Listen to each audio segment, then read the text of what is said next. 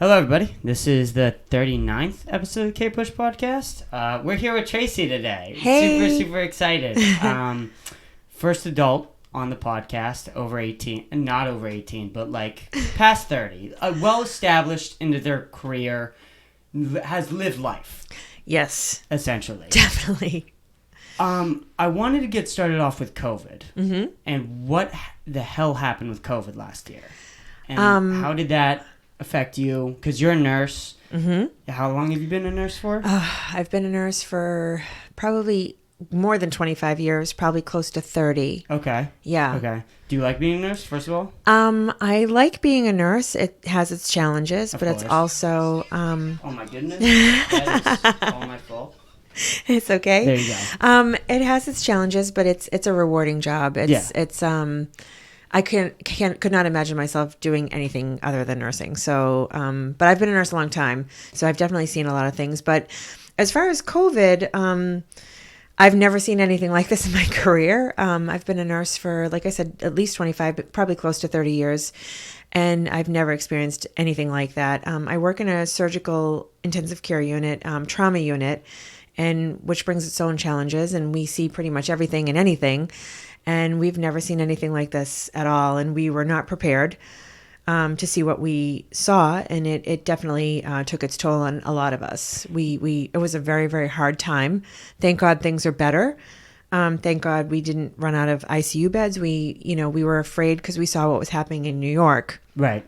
Where they ran out of ICU beds and they put everyone on ventilators. They had to put people in the elderly homes, which ended up being a big mistake because a lot of elderly people got COVID. Correct.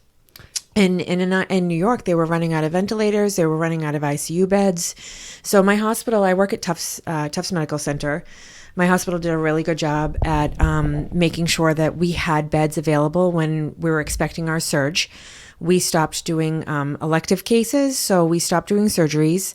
We stopped admitting people for, things that were not essential.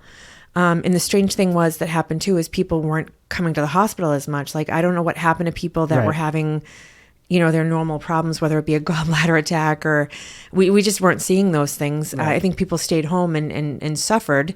But yeah, we never ran out of ventilators. We never ran out of ICU beds. Mm-hmm. So it was good for that thing, yeah. But it was a crazy time. You said you weren't prepared. What could have prepared you? What things could we have done that you could have been instructed to do before this pandemic, even before we even knew COVID was a real thing? What could we have done to prepare, would you have said? I honestly don't think we could have done anything differently. I don't know that, as nurses, we were prepared to see what we saw. We were limiting visitors or not allowing visitors. So people were essentially dying alone, and they were not allowed to have people come in, which it was the right thing to do because they didn't want to expose the staff. And I think that a lot was unknown about the situation. Right. But it was a scary time. It was a scary time for us. We didn't know if we were going to bring it home to our families. We were definitely scared because we didn't know enough about it at that time. Right. All we saw was what we saw on TV. Yeah, and when you see it on TV, I feel like you just get the surface layer experience. You don't know, like, when you see Syria, right, or what's going on in, like, war, any tragedy, fill in the blank, ever. You see it on TV, you're like, oh, wow, that's bad, and then you live it, and it's like, oh, my God, this is then horrific. It's in your backyard, and we're dealing with it. It was totally insane. You said that you got enough ventilators, you got enough beds and all that stuff. We found out later that ventilators actually weren't the right move. How did you guys adjust to that? Because a lot of people that were put on ventilators died because their lungs stopped essentially working. They thought that the ventilators were doing a job for them, and then they just stopped trying, so they died. How did you react to this? Because a lot of people that were put on ventilators, and particularly like you said in New York, they all passed, unfortunately. So what we learned, and again, we learned a lot from New York. Right. We were kind of watching what they were doing, and we were kind of following suit. In the beginning, they had talked about that there was this drug that is I can't remember the name of it, but it's a... Was it the one Donald Trump talked about? Yes. And that turned out to be nothing. Like, that did absolutely nothing. It's a I can't remember exactly what the name of it is, but that ended up doing nothing for people. So we stopped doing that. Right. Then we were giving these They said with that drug particularly that I think it's a steroid. What you're talking about, I can't really necessarily remember what the name of the drug is, but they said it only works in the first day, like the first 3 days of COVID. It only works, and past that, did you look into that, or it's still nothing working? It actually is like an anti-parasitic drug that they give. An anti-malarial is the drug, and again, I can't remember the name of it because we rarely use it. Right. I know that they use that sometimes. Ivermectin? No. I want to talk to you about ivermectin, but yes, let's continue. I don't know that I'm going to know anything about that, but we were using antivirals and things like that, which we found were doing better for people. It was really just more of a just kind of trial and error kind of thing. But what we ended up finding is people definitely did need ventilators, but ventilators weren't enough. So for some reason, we found people, if we were proning them, which means putting them on their belly, they did better. They oxygenated better. So we would flip people onto their bellies. Why that is? They just... I think it actually has more to do with gravity. I think, sometimes just... the pressure of everything kind of being on top of you and then flipping you over, and it just oxygenates people better for whatever reason. We've done that for people before with it's a condition called ARDS, acute respiratory distress syndrome. We've done that before in the past for that, but they found that people laying on their belly, they oxygenated better. So we were turning these people. I work in a 10-bed unit, and we were basically flipping everybody twice a day, which is incredibly labor intensive because these people are on breathing tubes, and they have IVs, and they have all these equipment attached to them. So there's 4 to 5 people every time you flip somebody. So it was just room to room to room. It was quite a time because we're flipping people. Then you have to flip them back onto their back for like 4 hours just to kind of give them a break. People are just sick. They're probably moaning. They're probably not feeling. They're probably not being too happy about being flipped over. You have to keep someone very, very sedated in order to keep them comfortably laying on their stomach. Because if you put someone on their stomach for 20 hours a day, between the pain and the, it's not comfortable. It's not comfortable for people. So we basically had people in medically induced comas to do that in order to facilitate that. Just to keep them, compliant with the ventilators. Because if people are not sedated well enough, the ventilators aren't working for them. They're working against the ventilator. So what are you doing to sedate them? We give them medication. There's a medication called propofol, which is actually something that they'll use for anesthesia and pain medication. They'll usually be on a fentanyl drip and a propofol drip, and we would keep these people very, very much under. Okay. I'm sorry. You were pointing out the big stuff for Oh yeah. We had to because we needed the ventilators. We needed these people to relax and to just let the ventilators work for them. They were so air hungry that they were working against the ventilators because they were just working so hard to breathe. That's kind of your gut reaction, is just to kind of try to breathe so quickly. We needed to stop that because if they're working that hard, the ventilator can't work for them and deliver the breaths. So what was this news report that people on the ventilators died? Were they on the ventilators too long? Were they not doing it right? Is that all big myth, conspiracy theory? What is that? No, I think that people's lungs were so diseased from COVID. We found people had fibrosis and people had these nodules in their lungs, and the way that they described the x-rays when they were looking at them from COVID, the doctors, I don't interpret x-rays, but the doctor said it would look like a ground glass appearance. So it basically looked like glass, like shattered glass in their x-ray. So you can't oxygenate those lungs because they're damaged. They're so damaged that no matter what you do, as much oxygen as you give them, as much pressure as you give them, they weren't oxygenating. So it's not necessarily that the ventilators don't work. It's that the people who got the ventilators were already so far down the rabbit hole that they were already probably gone. Their lungs were so diseased and so damaged that they just there was no no helping them. And then the next step for these people would be, it's actually something, it's called ECMO. I don't even know what it stands for, but it's basically like a lung bypass. Like you take blood out of people's bodies, run it through a machine to oxygenate it and put the blood back in. When your lungs don't work, you put people on a, yes. Yeah. It's called ECMO. And we had a lot of people on ECMO. We had a young girl, who's in the papers, 28 years old. She ended up on ECMO, and she's a survivor. She survived it. She survived COVID. She had a really, really bad case of it, and we just could not oxygenate her no matter what we did. So she ended up on a machine to actually, they take the blood out, put oxygen in it, and put it back in your body. So it's just like a long tube, and it's what, almost like a battery, how it's hooked up to one side of the body? And Nope, it's a catheter that goes into your groin. There's a two-sided catheter, and one side of it goes through a machine, and it pulls the blood from your body. It runs through a machine that puts oxygen into it and then pushes it back into your body. So it's actually, it bypasses your body completely. It bypasses the lungs so that it can oxygenate your blood. And that's literally like a last-ditch effort, is to put somebody on that. That's almost...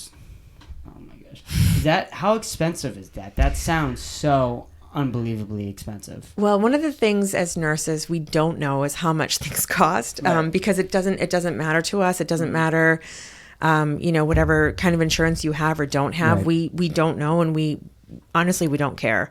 If you have insurance, you don't have insurance, I'm going to treat you the same. I'm going to, you get the same kind of care. So I don't know how. I'm sure it's crazy expensive. I know ICU care is something like $5,000 or $8,000 a day just to be in the ICU. So it's got to be incredibly expensive. Right. And then you have this technology that sounds almost futuristic. Almost like, this doesn't sound real, but obviously I believe you, but this machine that puts oxygen into your blood, that sounds crazy. It is crazy. But That's awesome. That's awesome that they came up with something like that. It's unfortunate that we need it, but it's there. I mean, that's great that that girl survived. That saved how many countless lives that probably saved. But that's awesome. What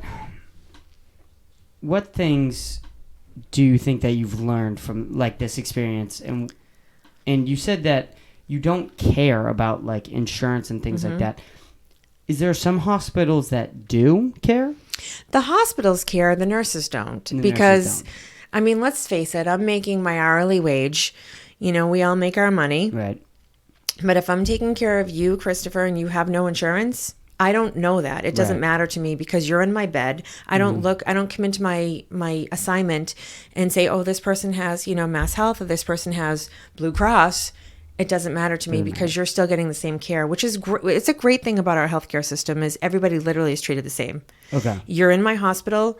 We don't care if you have insurance or not. You're going to get the same amount of care that anybody else is going to get, which I think is amazing. I think it's great. We work in these Boston hospitals. We're so lucky to be so close and have this care at our doorstep, literally. Yeah. And just be able to get it whether you have insurance or not.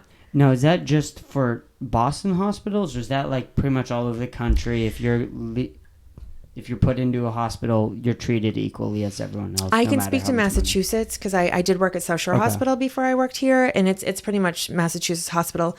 I think I know a friend of mine that lives in Florida, and it's different there. Oh, okay. There's certain hospitals. If you have this kind of insurance, you go to this hospital. If you have this kind of insurance, whatever. I believe California is the same. Okay. But here in Massachusetts, you can go to the hospital and we don't care. We don't care what kind of insurance you have. We're going to treat you exactly the same. So all the problems comes afterwards, after you've already... Okay. Yeah. That's good. I don't know if... Okay. What things does the Florida hospital do differently? Just that you go to different hospitals? Will you just get different ratings at different hospitals, things like that? So I know, my friend that lives in a wealthier subdivision, she has a hospital in her community that she can go to. But if you live, she lives in this place called Lakewood Ranch. And I know like around there's Bradenton, Sarasota, those areas. If you live in that area and you have a certain type of insurance, you can go to that clinic. Right. If not, they can deny you care. You cannot be denied care here in Massachusetts. If you go into a hospital, whether it be, we have people that come in and They literally just want a bed to sleep in because Right. they're tired. We have homeless people. We have everything. Right. So you come in there and you say you have chest pain, they cannot deny you. You cannot be denied care in Massachusetts. In Florida, and again, I can only speak to where my friend lives because she's Right. told me that, but she said if you go in there with chest pain, they can say, we don't take your insurance, you have to go to a different hospital, which is crazy. I mean, Right. I can't imagine, Right. chest Someone's chest dying pain. from a heart attack. Chest and you pain is just- one of these things where, you go into any hospital and you say you have chest pain, you're automatically going to be seen. And because that is, you get bumped to the top of the line. Right. And in Florida, someone can say, sorry, we don't take your insurance. It's mind blowing to me. And then that, how that, do you establish that? Like, do you have to Google that as you're having a heart attack on the way to the hospital, looking at the hospital? Like, does my insurance take this? Right. Yeah. I actually had an issue myself, and I have, like I said, I work in a great hospital. I have amazing insurance. I'm very fortunate to have really, really great Right. insurance. And I was in California in 2019, and I'm pretty sure I had COVID, but it was not out then. And I thought it was the flu. So I went to an urgent care, like you would anywhere around here, and they denied me care. They said, we don't take your insurance. You have to go to an emergency room. And it was, a holiday week. And I had my daughter who was 14. Care? Urgent care said, we do not take your insurance. You have to go to the hospital. Oh my God. Yes. And I'm like, wait a minute. Here I am thinking, Right. I have great insurance and we don't turn anyone away in Massachusetts for anything. Right. So I had my 14-year-old with me. It was her and I alone. And I said, I am not bringing my 14-year-old to sit in an emergency room in a Los Angeles hospital on a holiday week. So I just went home because I thought I had the flu. And I'm pretty sure I had COVID at that time because it was not out, but I had all the symptoms. All the symptoms, which unfortunately were all the same symptoms of the flu. So it's Correct. It's hard. It's very similar. So that's just like mind blowing to me that an urgent like something that really is here. You go in and kind of treated everybody. Mm-hmm. What things? How do we have some of the best medical and you might not be able to answer this question because you're a nurse. How the argument with socialist and socialism not working in healthcare is that we're not going to be able to have the best technology. We're not going to be able to have the best doctors because they're not going to be able to get paid the most. Mm-hmm. So they're going to go where they do get paid the most. Mm-hmm. With Boston, it doesn't seem like that. Mm-mm. Boston, we seem to have a very socialist healthcare, and also we have some of the best scientists, best medical improvements here. What is that? Do you think that that argument with the socialists not working in healthcare is bogus, or do you think that... Because the problem is with the socialist argument is I think some people get into healthcare just because they want to help people. And I think that aspect is not really looked at. And so I think socialism fully doesn't work in healthcare, but I think to some degree you shouldn't be able to go to a hospital and then be denied healthcare. Like that's, for me, that's just how I feel. Like I don't think that should happen, especially in a well-developed country like America. Yes. So I'm not sure that I really know how to answer your question, but I guess I would just say that, speaking from what I know, which is Boston, we do have the technology, and the bottom line is the hospital always wants to be paid, right? Right. Boston hospitals, Boston nurses, we're very well paid. I would not say that we're overpaid. I think that we're adequately paid, and actually maybe even underpaid for some of the things that we deal with and some of the things that we see. And, nurses are more and more getting assaulted now, and we're dealing with being assaulted in our jobs every day. People are being assaulted, and we're dealing with, you still have HIV, and we have hepatitis, and we have all these diseases that we can all be stuck with dirty needles. Again, I'm kind of going off on a tangent, but right. Go ahead. I think that we're, adequately, maybe, and again, maybe even for the risk that we put ourselves in, maybe a little bit less paid. But going forward with the question that you asked, the hospital needs to be paid, right? So if you have these people that are coming in and are not able to pay, or are, they call them self-pay, which means they don't have insurance. I guess, I'm not in the that part of healthcare where again, for me as a nurse, where we don't know if people have insurance or not, we just do our jobs, and, and I don't, I don't use, less equipment or treat anyone less. I'm not in the executive part of healthcare where I know what the answer to that is, but I believe that the hospitals, will get paid I think they get federal money, and I'm sure that they get state money. And I do think I think my hospital even takes on, so many, we have affiliations with hospitals that are, like in Lowell and Lawrence that are, more, I don't know how you would say that, more like cities that are, just people probably don't have insurance there. So people from Lowell and Lawrence, they come to my hospital. I think that the hospital gets reimbursed.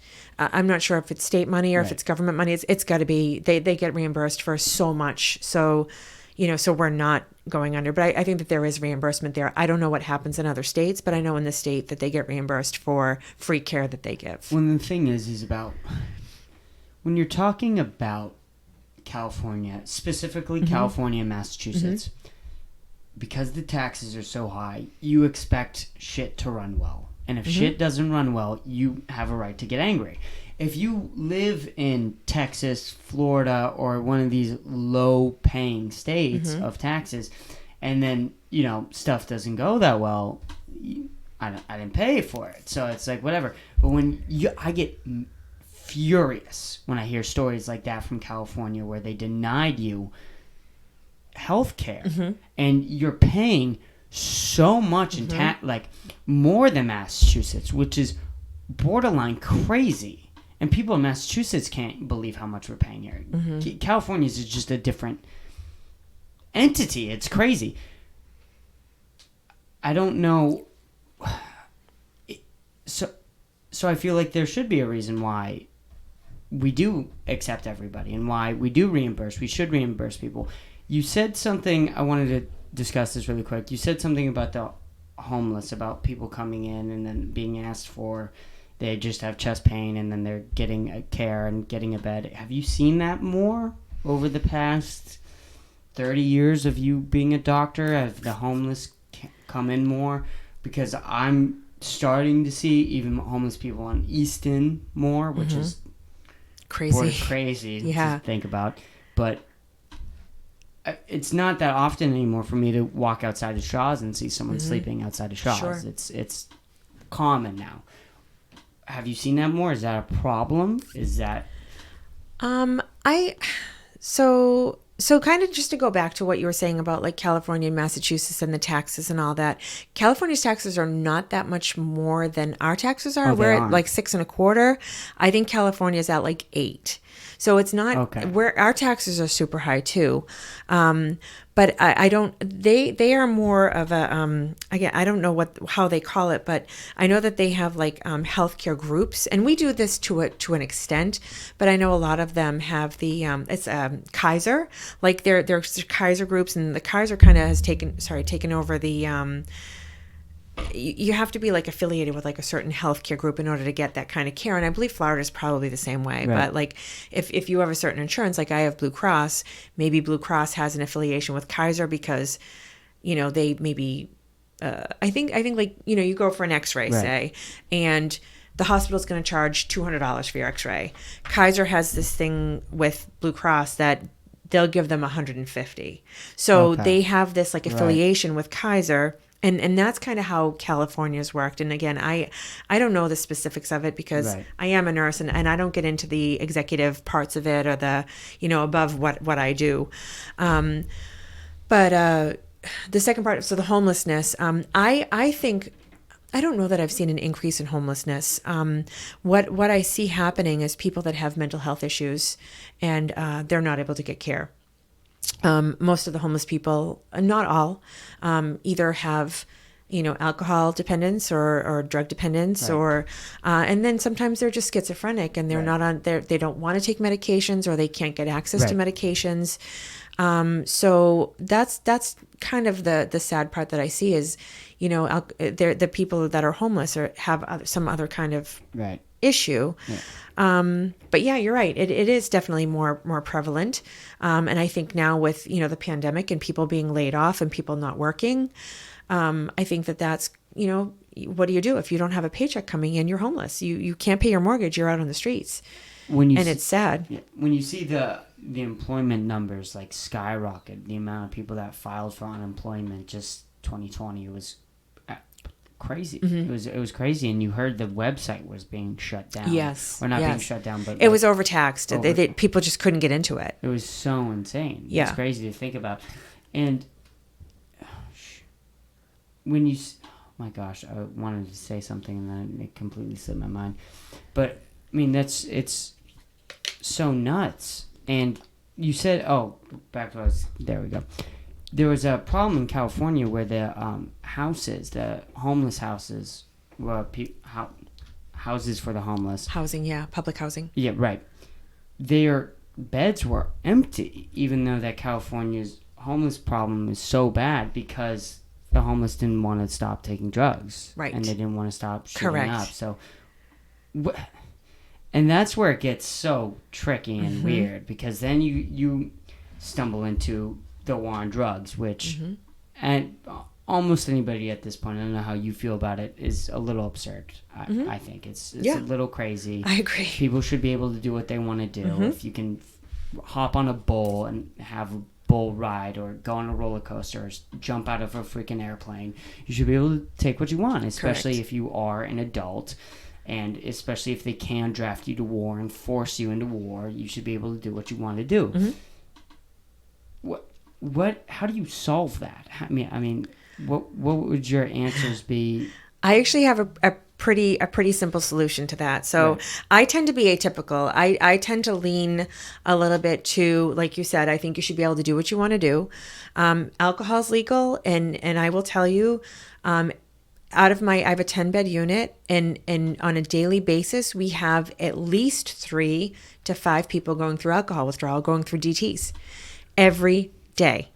And we deal with alcohol withdrawal. Alcohol is a way worse, and I'm not of all things, but alcohol, the effects of alcohol and the things that it does to people's bodies, and the fact that it's legal, it makes me a little bit crazy, because we're assaulted. Right. We're assaulted with people going through, and they don't mean it and they can't help it, but they're going through alcohol withdrawal. They get violent. Right. Their heart rates go through the roof. Their blood pressure goes through the roof. They get temperatures. They're sweating. They're fighting. They're combative. They're off their rockers, and it's bad seeing someone go through that. And that's 3 to 5 days extra in an ICU, because you can't handle that on the floor. So that's what, $15,000-$20,000 extra money to keep someone in the hospital to go through alcohol withdrawal. Or you could go to the liquor store and buy another bottle of liquor that's $20, and then you'll be good for the next week. Well, what happens is these people come in with like a medical thing that needs to be taken care of, and then they're going through the DTs in my hospital, and they're tied down. So back in the day, that is really confusing. Yes, back in the day, we actually used to give people alcohol in their trays.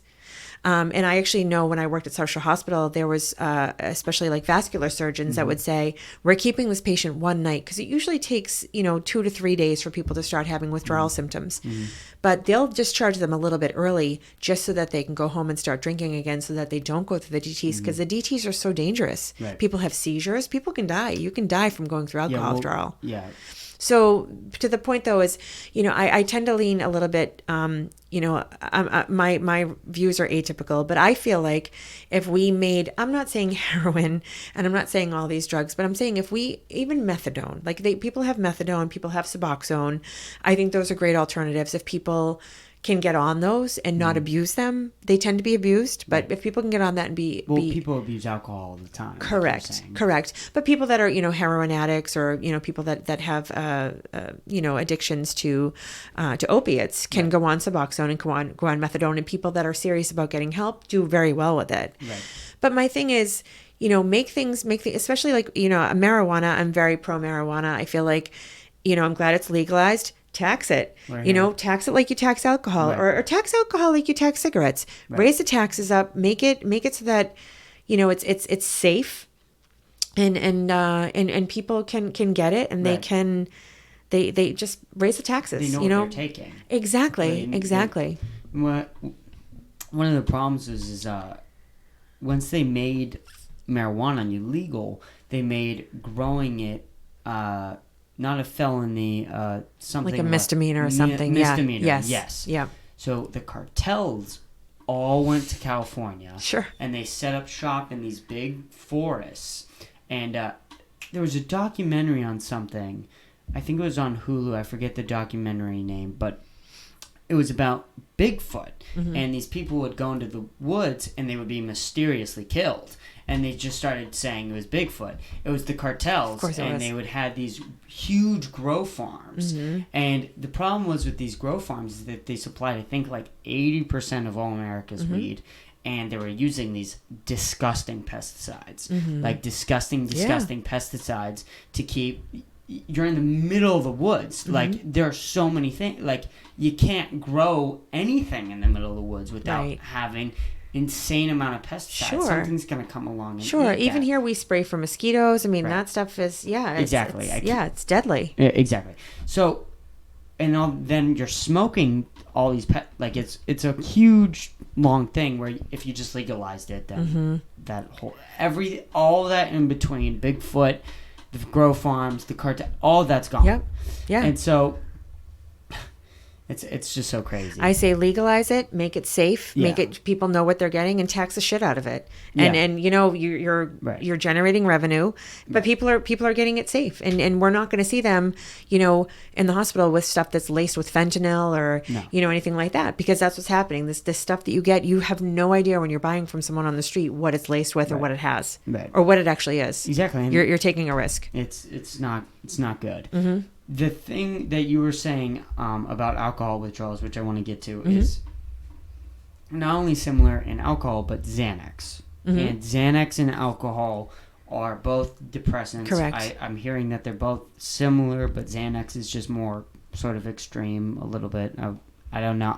I've never done Xanax, so Yeah. I can't speak to Yeah. anything. But they say that it is pretty bad. And the alcohol withdrawals, it's the only withdrawals that can kill you. So with heroin withdrawals, no? No, heroin withdrawals can kill you as well. Heroin withdrawals can Yeah, kill for you? sure. It's really awful to watch someone withdrawing from narcotics. People get irritable and they get I think opiate withdrawals can absolutely kill you. That's why they put people on Suboxone or put people on methadone. Is it as prevalent? Because I've heard that it doesn't. So maybe that was just a bullshit. Opiate withdrawals, you mean? Opiates? Yes. That opiate withdrawals is like really, really bad. It's like having the flu, but it doesn't come close to what alcohol and Xanax can do if you're on a long period of time. Would you can disagree with that because I've only heard and you know more, obviously. Yeah, I mean, I don't, I think that those questions, I only see with alcohol withdrawal because in my unit, we tend to use a lot of opiates. My unit, we tend to, we tend to give people pain medications and even someone who's on a breathing tube, who's on a ventilator, we do give someone opiates for that. Right. We give someone, usually, we'll give them the propofol, which is a sedative and which will help them. It also has an amnesic effect, so they don't remember. Right. So people that are there, and because it's an awful thing to have this tube in your throat that's helping you breathe, and it's really uncomfortable, and it's also can be painful. So we do put people on low dose opiates.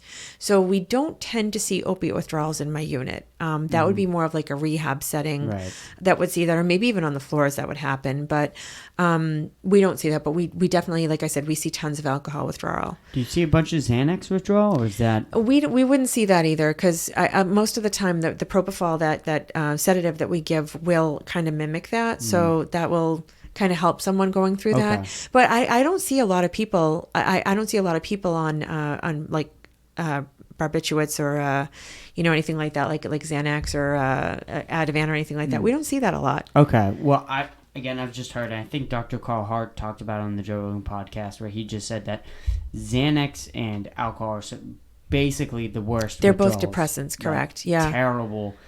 And they can cause seizures. They can cause a bunch of stuff. What do you do for someone like that, other than give them small amounts of alcohol to the point where their bodies can slowly come off of it, which I've heard usually does the trick. That's usually the best option, is that if you're trying to get off of alcohol, you just go to somebody, they'll give it to you just slowly so you can slowly come off of it. So I'm telling you, back in the day when I worked at South Shore Hospital, it was probably 1995 to 1999 I worked there, we would actually put someone on an alcohol drip. We would give them IV. It's not like Tito's or anything like that. It would be an IV form of alcohol. We put people on alcohol drips. Now we give people either phenobarbital, which is a barbiturate, or we'll give them like Ativan, which is gosh, I can't think of the class of that medication right now, but it's the same class as like Xanax, Ativan, Valium, all those medications. Yeah. So we'll put someone on medication like that just to kind of help lower the seizure threshold. That actually lowers the seizure threshold. Sometimes they'll put them on like an anti-seizure medication, but not usually. But we give people like that are going through alcohol withdrawals, we either give them a phenobarb taper or an Ativan taper. Now, how long do alcohol withdrawals last, typically?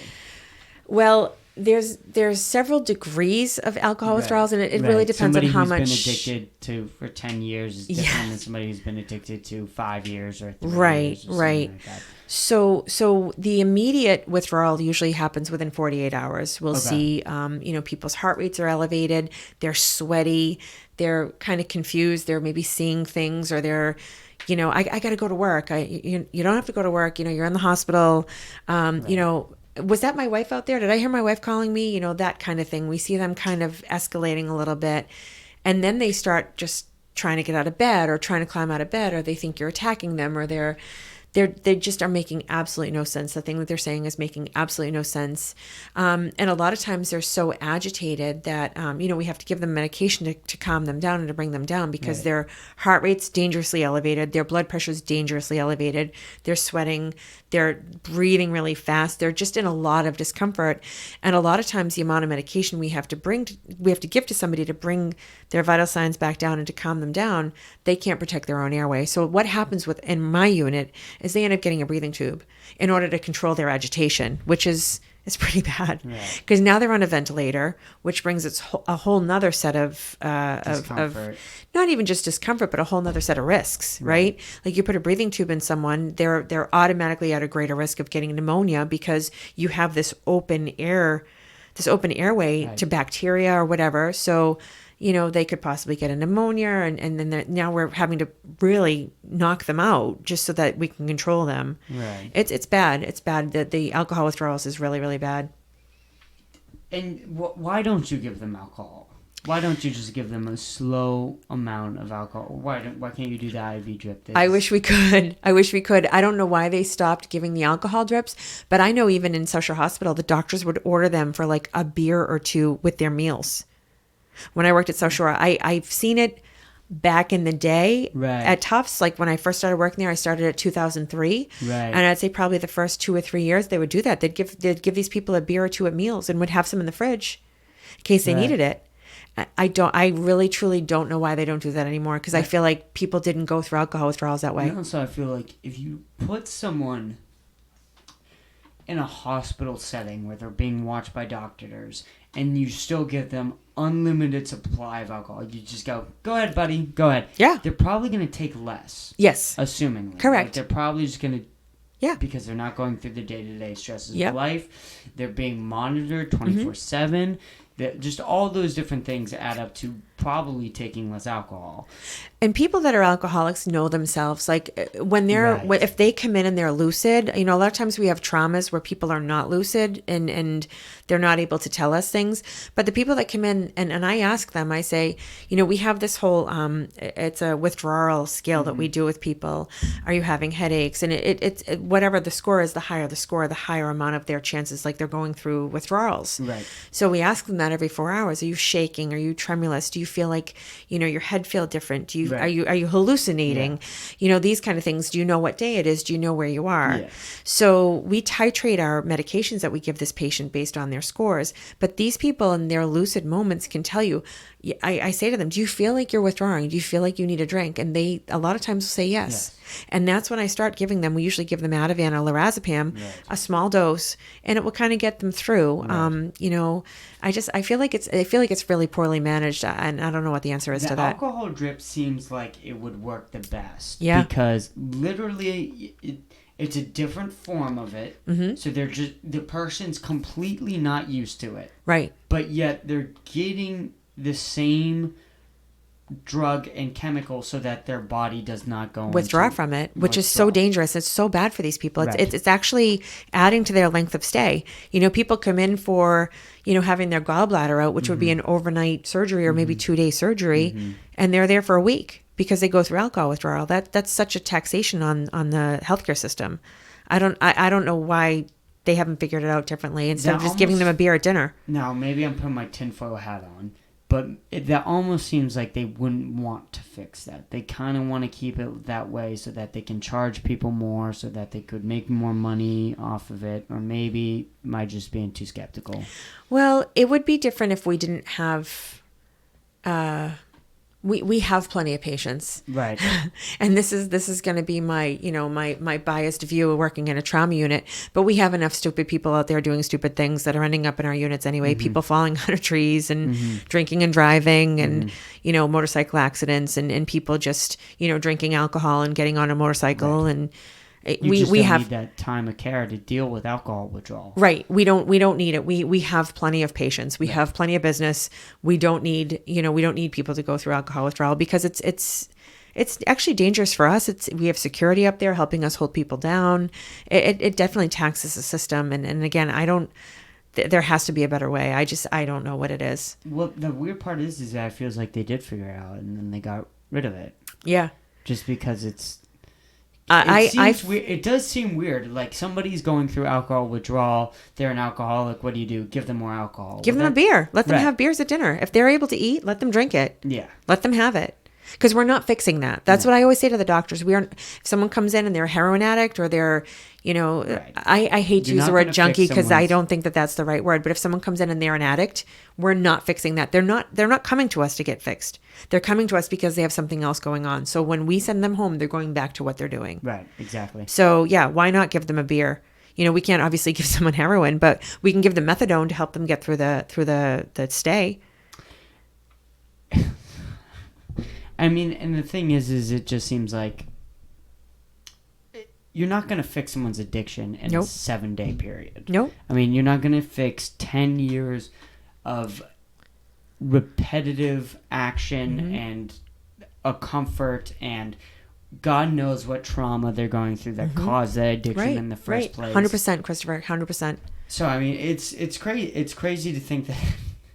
They would just keep you there. And they're not coming here for that. They're not coming to my hospital, to the trauma unit or to the surgical unit because they want to get help.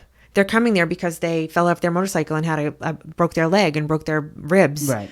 So they're not coming there for that. So they're not. And I'm not a rehab nurse. No. I'm definitely not like a crisis nurse. No. I don't know how to deal with that. I'm not trained to deal with that. And I don't have time to deal with that because I'm dealing with all the other problems that they have going on. That sounds so frustrating. I mean, it really can does. be. Yeah. And that must, I don't even know. Let's go back to COVID. Sure. What types of things did you see and what types of people did you see that were affected by this the most?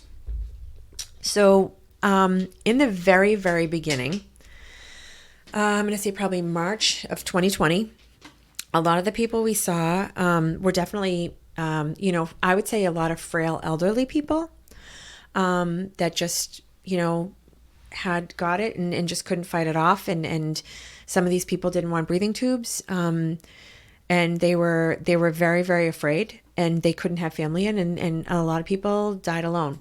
They had us there to hold their hand. And I work in Chinatown, so we had Asian people that didn't even speak English. And I don't speak Cantonese. And I sat with people and I held their hand while they died. And I couldn't even speak their language. So it was traumatic. Oh. And yeah. There's going to be, for every nurse that worked in a COVID unit, they're going to have these stories.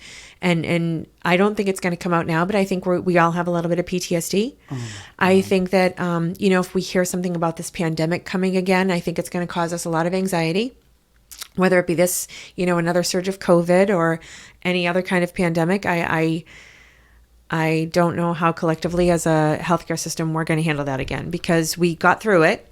And You don't feel ready for another one, though. I don't think anyone can be ready. I don't know how we would be ready because we haven't had time to process what happened to us. Mm-hmm. It still feels new. It still feels fresh, mm-hmm. even though it's been a year, a little over a year. It still feels really fresh to a lot of us. And I don't want to compare these two. I really don't. But kind of what happened with our teachers, and you have a daughter. Yes. One of the things that the teachers were saying, and I can't stop laughing, I really can't, is that at the beginning, the very beginning, like the first couple of weeks, they were like, all right, it's been a hard year, like we'll take it easy. And then by the end of the year, like, come on, we've already gone through this. Like, it almost feels like they just completely ignored what happened. And for most, like what you just said, it just felt fresh. And I think one of the reasons why it did feel fresh is because there was no stopping. Like, once it started, there was no, like... I don't even think that there's no stopping. I think that we haven't had time to validate what we've been through. Right. I don't think anyone's had a chance to hit the pause button and say, holy... Can I say the F word? Go ahead. Holy fucking shit. Yeah. Like... We really went through that. Like, it's still too new. It's too new for us to actually reflect and process. And even for you kids, I mean, again, you're my daughter's age. I know you know the struggles my daughter's had. Right. She's been hospitalized. She's been hospitalized a few times this year. She's had a really, really bad year. So on top of what I went through at work, that I tried to leave at work, I came home to a daughter that was struggling. And she didn't know how to handle it, and she didn't know how to deal with it. And she's now on antidepressants, and she's on anti-anxiety medications, and she just spiraled. So I haven't had time to process what's happened to me, never mind, what's happened to her. And this is going to take time. And her and I are going to have to heal together because, she's been through things. I've been through similar yet different things. I remember her saying to me, like, I literally felt like I went to work and it was a war zone. It really was. It was terrible.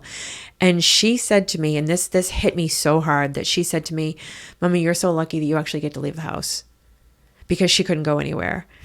And I didn't want to tell her the stuff that I was seeing at work, because to her, she just felt like I was able to leave the house and socialize and see people, even though it was in, the worst situation. But to her, it was like, you were able to leave this house, and she didn't get to leave. She stared at the same four walls, and the same thing happened to you and all of your friends. Like, I'm not saying it just happened to her. I know it happened to all of you, to all of you kids. Yes. You were stuck looking at the same four walls every day. It's not normal. No. So, I remember her saying that, and I was like, oh my gosh, like her perception of, again, I didn't tell her half of the stuff that I had seen because she was going through her own things, but every person is going to have some sort. You're going to have PTSD too. I mean, my daughter is. You're all going to have it. For sure. 20 years from now, 30 years from now, for sure. God forbid you guys hear like there's another pandemic and you guys are going to be like, I can't do it. I cannot do this. No. So, just having, survived it. We survived it, but we got through it. We got through it, but we haven't processed it yet. No. We survived it and we made it, but the processing is going to be, it may be the rest of our lifetimes. You and I may still be dealing with this rest of our lifetimes. Yeah. I mean, that's a lot. And I mean, it was just, this whole podcast, I mean, I really just have been having on teenagers saying, what the fuck happened with you guys? Yeah. Like, what? Yeah. You were gone. And like, there was a real thing where it was like, I didn't see any of my friends or know what was happening with them. I know. For months. Mm-hmm. Yeah. And the weirdest part is that my buddy Nassim moved. I didn't feel like he moved. Mm-hmm. And that to me was like, I didn't realize he moved until we got back to school. It was months after the fact, which when somebody leaves you, and this is one of my best friends, seeing him once a freaking week, at least minimum. Yeah. To see him once a week, to not seeing somebody when they move, it's hard. It's crazy and it's weird and it's hard. Yeah. But then to have that happen and then it not feel weird was even more weird. Mm-hmm. Yes. And so then realizing months later, like, holy shit, one of my best friends just freaking left the state, and I didn't. And you didn't even have time. It's not. Well, I mean, it's not even just not knowing, but you didn't have time to process that. No. And this is what I'm saying. Like there's not just one aspect of processing that we're going to have to do. It's not going to be me processing what happened at my job. It's going to be, you know, me processing what happened to my daughter and, you know, what happened. I'm going through a divorce, not because of COVID, but I haven't even had time to deal with that because I've literally been on the front lines dealing with all this and then dealing with my daughter. That's going to have to be processed. Right. There's so much that's back processing that I'm going to have to do. And they loaded me up on antidepressants. Yeah. Loaded my daughter me too. Up. I hate them. I don't know. Maybe they work great for your daughter. Mm-hmm. It's different for everybody. For sure. I want to slap of like anybody who tells me to get on the antidepressants. I really do. It makes me angry. It makes me furious. I don't understand it. There's weed. Smoke weed. I don't understand why antidepressants are a real thing. My dick stopped working. It was so terribly uncomfortable. Yeah. And so that's a common side effect, by the way. Yeah. I know. And they should fucking tell you that. Yes. Especially as a teenager boy. Yes. Like you have no idea what is going on. For sure. And so you don't even realize. And the thing is that the tricky part is that your dick slowly stops working. Uh-huh. It doesn't happen immediately. Yeah, that I don't know, but because, well, you wouldn't. And they slowly get you on the antidepressants, so it slowly stops. Okay. But then as soon as you're off of it, it's like, what is going on? And then there's all these different emotions that come back after the antidepressants that you forgot about. Yes. And so then it's this totally weird thing and then they don't really tell you the side effects, and I don't know how you're not therapist, but somebody that gives you the medication. Psychiatrist. Psychiatrist. Yeah. My psychiatrist was terrible. Okay. I don't know how yours was.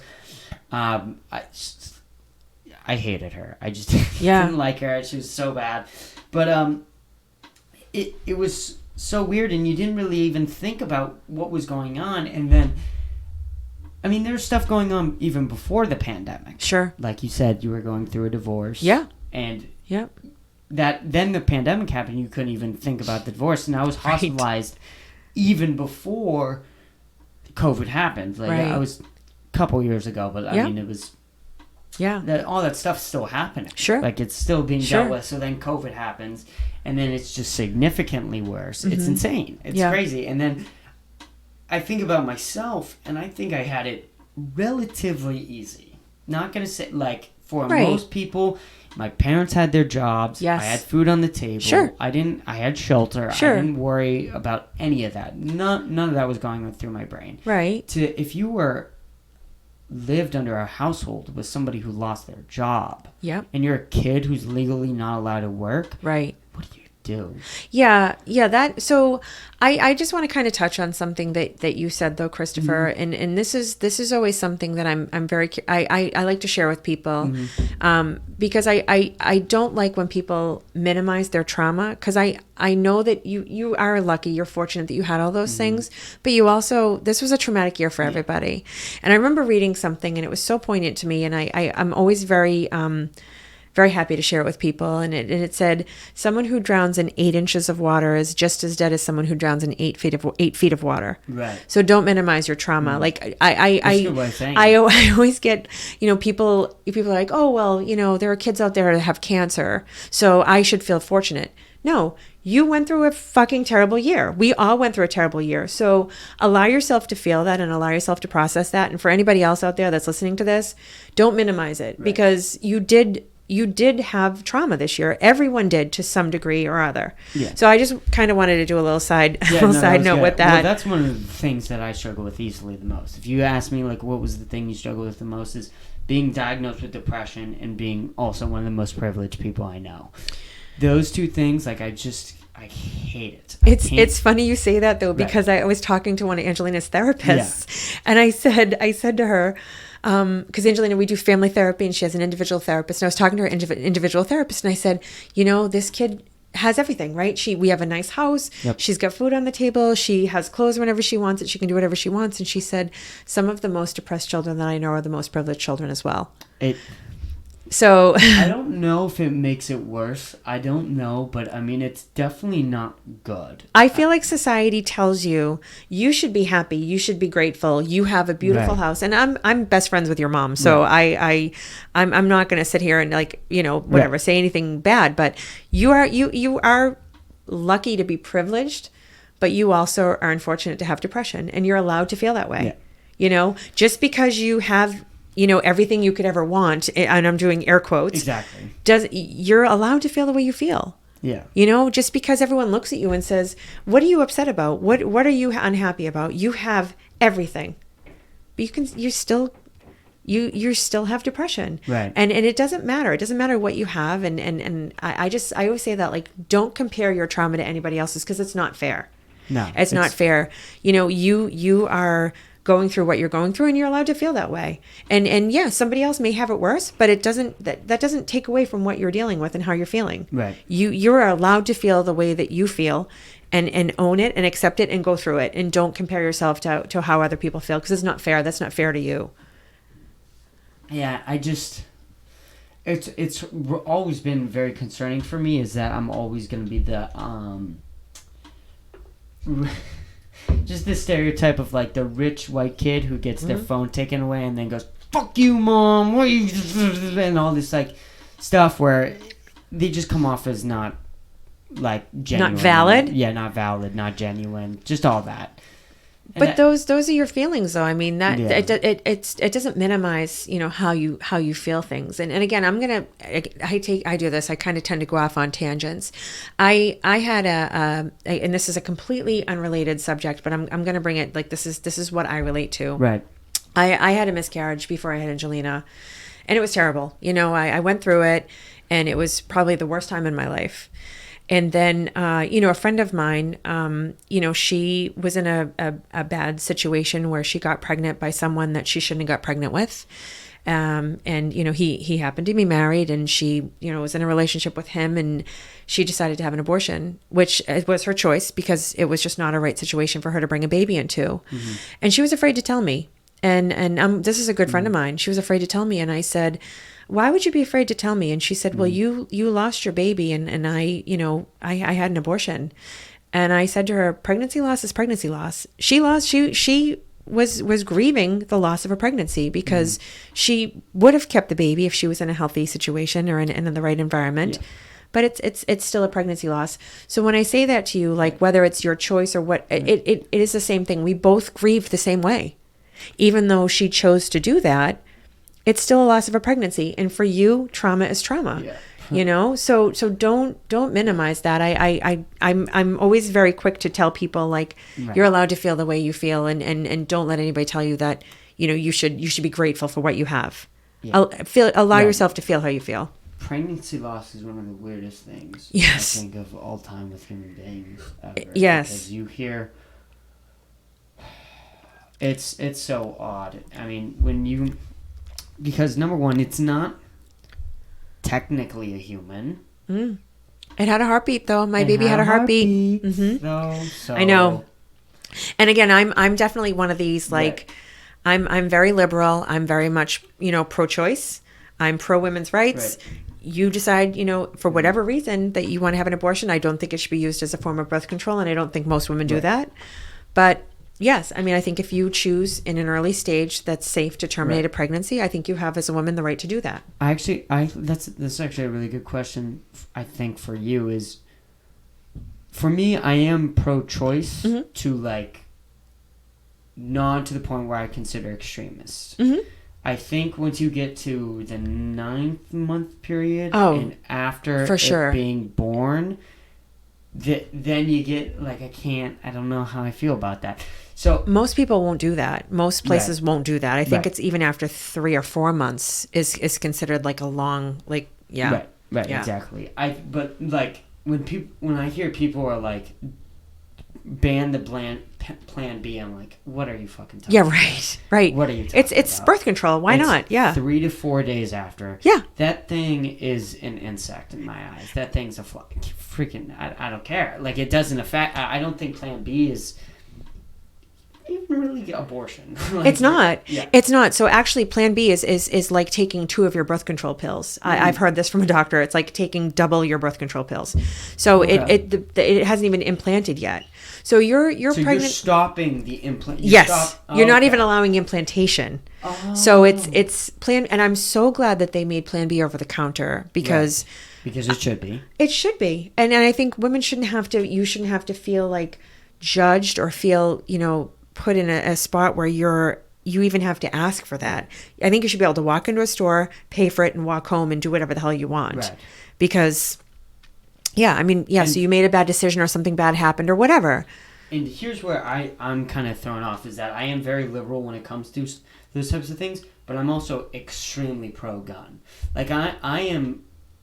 do what you want to do, but that also, when I hear liberals like, wait, then stop on guns. I'm like, what the hell are you talking about? You just said let people do what you want to do. Right. So background checks, all that aside. But I'm neutral with the gun topic. I'm just gonna throw it out there. I don't care either way. If you want to carry a gun, that's fine. Right. I choose not to, but that's my choice. Right. But if you want to have one, my dad has guns. I don't care. Right. I don't care either way. Exactly. Well, so like you said, live your life, do your thing. It doesn't bother me. It doesn't bother me. Nope. If you're not hurting other people with it, then what?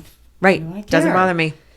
And so, and I also think that.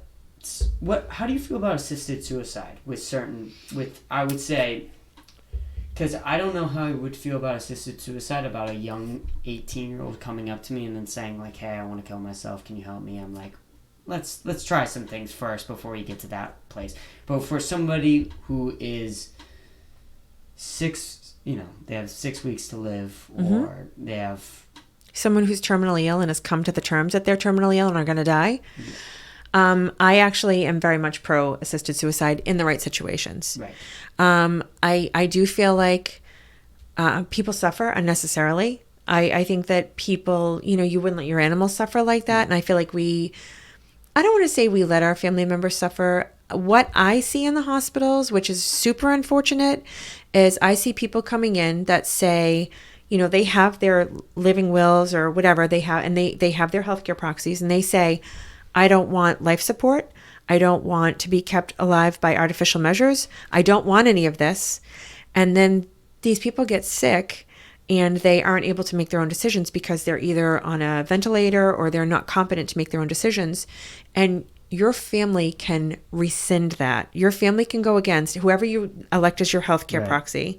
So say I was your healthcare proxy and you're, you're 90 and you make me your healthcare proxy. And at 90 years old, you say, I don't want any of this stuff done. Right. But you get so sick that you're on a ventilator and you're, on life support or whatever. You have surgery and you come out of surgery and they can't get you off the ventilator.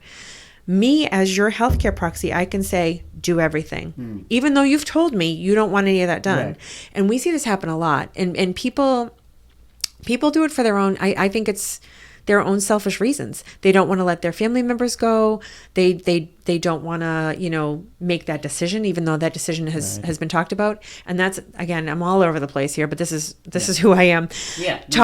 If you are someone's healthcare proxy or you have a parent that's older, talk to your family and find out. It's a very uncomfortable situation. It's a very uncomfortable conversation to have. But go to dinner and say, hey, listen, Mom, Dad, if something like this ever happened to you, would you want to be on a ventilator? Would you want to be... Right. Most people don't, but some people do. My dad's afraid of dying. So I think that my dad would be one of those people that would want me to kind of carry on a little bit more. I've had these conversations. My mom says, no way. So, have these conversations. They're hard conversations, but when your parents are not able to talk for themselves, and you can make that decision without hesitation what they would want and what they wouldn't want. I recently had a patient whose family told me, their mom was like, I don't know, 80 something, was healthy up until, her fall. And her family said to me, my mom said, I don't want to be on, she was gardening in her 80s. And she said, I don't want to be on life support. I don't want anything to happen. She fell and had a head bleed. And her husband said, do everything. And she's still being kept alive by artificial means. Well, so it's sad because those weren't her wishes, but her family made that happen. So assisted suicide. Let's go back to what we were talking about. So I feel like we take that away from people that that people should be able to make that choice. Right. You know, you wouldn't do that for your pets. People say, I'm suffering, I'm in pain, I'm ready. Some people are ready to die. They've lived their life. Yeah. They are fine with where they're at, or they don't want to suffer, and let it be on someone's terms. On your own terms. On your own terms. Go out on your own terms. When you want, how you want it, where you want it, exactly how you want it to be done. And then the thing is that some of these people who really want to kill themselves, they're just so committed. Like they're in pain. They don't want to live anymore. They got through their lives. They lived a good life. They're done. Yep. And now they have to find themselves another way to kill themselves. I know, which is sad. Which is sad. Because we can do that very, very comfortably when people are in the hospital and something is called comfort measures. We put people either on a morphine drip or a Dilaudid drip, and we titrate that up. There is no limit on that. We titrate it to someone's respiratory rates because we feel like that's a measure of someone's discomfort. If you're breathing really fast, you're uncomfortable. If you're breathing, calmly and slowly, you're comfortable.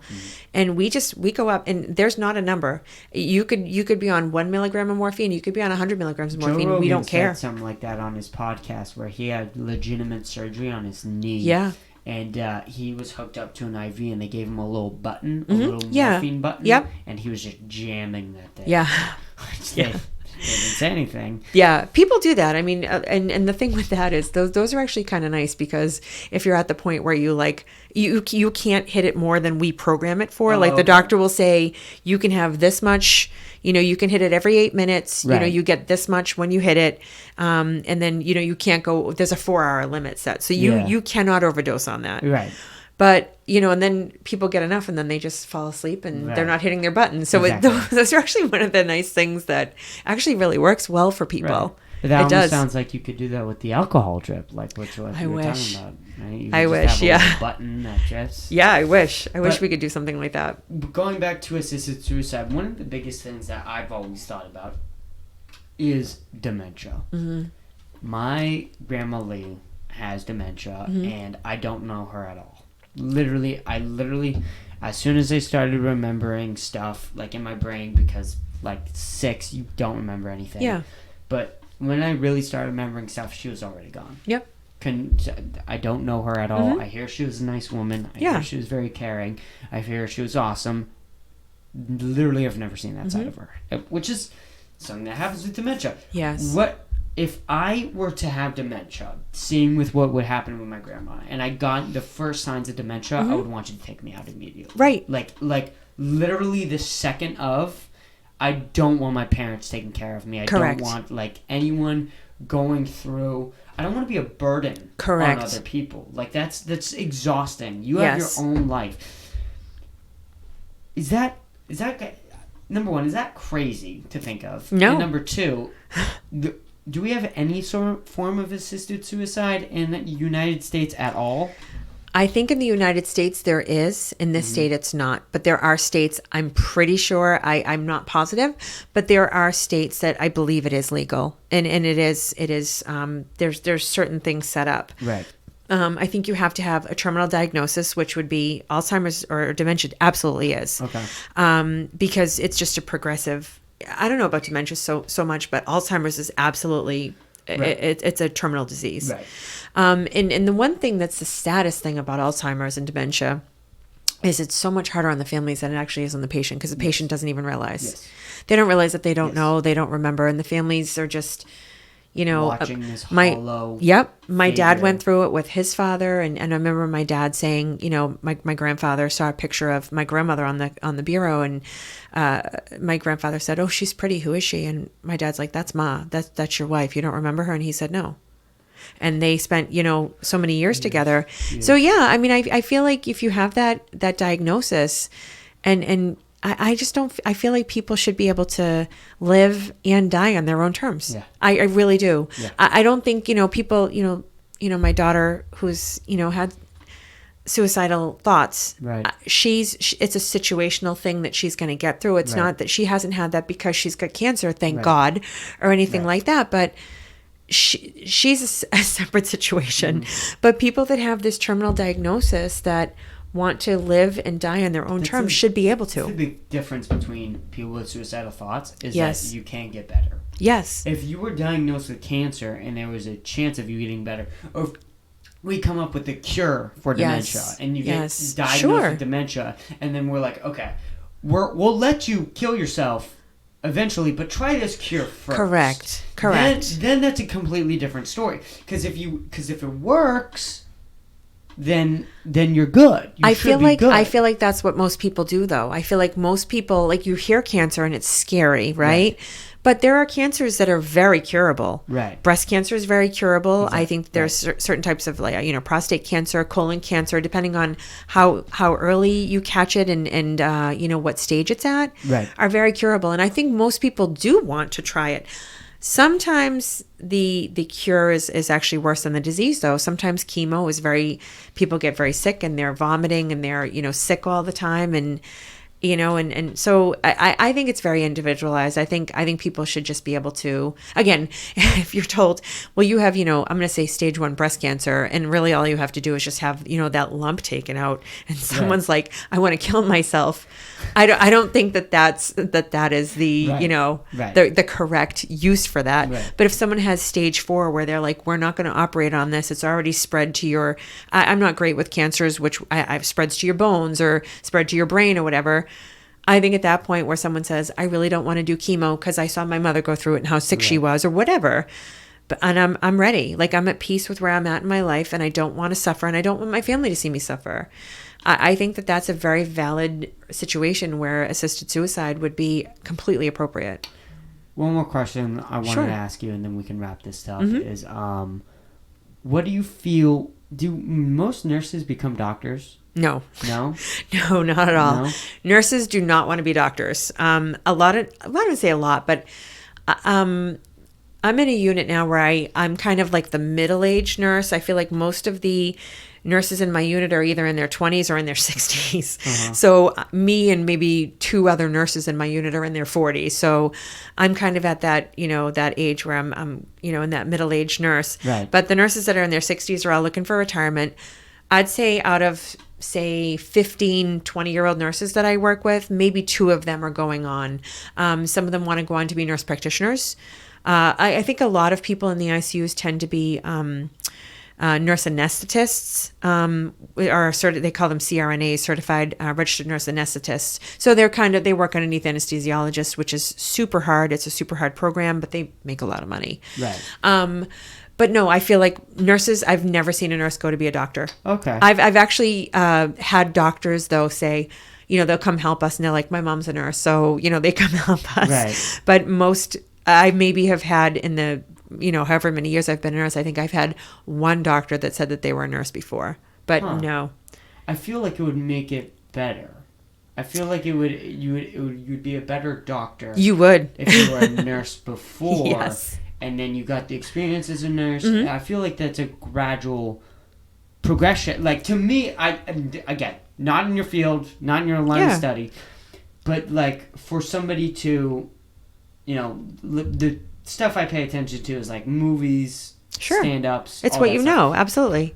Like, it's not uncommon for an executive to become a director. Right. That's not correct. Unheard of. Yeah. But what you're saying is a nurse is kind of... You would never go to nursing school with the goal of being a doctor. Wow. It's actually completely different trains of thoughts. Like, we think very, very differently than the doctors. And in my unit, we tend to have very experienced nurses. And of course, when we have someone who graduates from medical school, right. Before they graduate medical school, they're students or they're... I'm trying to, oh my gosh. So they'll come in and they'll be like a student doctor. Right. And then after they finish their medical school, then they're an intern, which is their very first year after medical school. They're doctors, but they're like the lowest on the totem pole. Right. And then they become residents, and then it's, their second year, third year, fourth year, fifth year, then they're the chief, then sometimes they go into fellowship, whatever. But us nurses have so much experience that the interns, if they're smart, and they've been told this by, a lot of the directors of the ICU, Listen to the nurses when the nurses say something's wrong, because we're in there. I'm in with my patients for 12 hours. I have 1 to no more than 2 patients. The doctors could have 10 patients. Right. So I'm in there for 12 hours. And if I tell you at 5 o'clock, something's different, this is wrong, they're told to listen to us and to really take what we're saying seriously. Huh. Okay. A lot of times they'll ask us for advice. What do you think we should do? What about this? So we do a lot of teaching. I work in a teaching hospital. We do a lot of teaching. Okay. But it's a completely different, it's a different set. Like, we're there to take care of the patients and to comfort the patients and to physically take care of the patients. The doctors there are to take care of the patient's medical needs, not to physically take care of the patients. So it's a completely different mindset. And surgeons are there to operate and fix things, and so radiologists are there to look at x-rays, and they're there for different reasons. So what I'm hearing is kind of sort of nurses are there to make sure everything's working well. Doctors and surgeons are more there to fix a specific problem. Correct. With you. 100%. Okay. Yep, 100%. And there's so many different, there's renal doctors, and there's liver doctors, and there's blood doctors, and there's cancer doctors, and there's radiologists, and there's all these different doctors that focus on one thing. And the nurse is actually the one person that ties it all together. Okay. We really are. We're dealing with all these different, whether it be physical therapy, occupational therapy, the respiratory therapists, the dietitians. You kind of have to know just a little bit of everything. Right? We do. We do, and we manage it all. We manage it all. We say, hey, this person, this person's having chest pain. Maybe we should consult the cardiologist, but we have to get the order from the doctor. So we're the ones that are, getting all of this information from all these different departments and applying it to the patient. We're the ones that are applying all of these orders. The doctors tell us to do this. The physical therapists tell us to do this. The dietitians tell us. Everyone tells us. We're doing all the work. Right. Everyone's telling us what to do, and we just do it. Last question. Sure. That one you answered that pretty fast. I did not. I thought that was going to be a pretty complicated question. Then it was not for you. And I actually wanted to get to this before we got to the end of the podcast. Vaccines. Okay. Where do you stand with vaccines? What? Yeah, just give me all your opinions on vaccines, but mainly the new one, because I think you and I both, most normal people are in a category for the old vaccines, which is they're pretty safe. Yep. They're well tested. Yep.